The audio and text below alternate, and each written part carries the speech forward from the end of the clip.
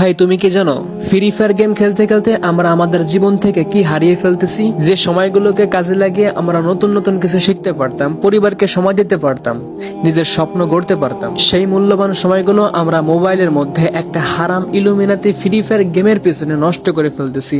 আমাদের জীবনের মূল্যবান সময়গুলোকে তিলে তিলে পুড়িয়ে ফেলতেছি। আমরা হারিয়ে ফেলতেছি আমাদের সম্পর্ক। আমরা যখন ফ্রি ফায়ার গেমের মধ্যে র্যাঙ্ক পুশ করতেছি, তখন আমরা আমাদের মায়াটাকে ছাড়া দিচ্ছি না, বাবার মুখের দিকে তাকাচ্ছি না, এমনকি নিজের আপন ভাই বোনদের সাথে কথা বলার সময়টুকু পর্যন্ত পাচ্ছি না।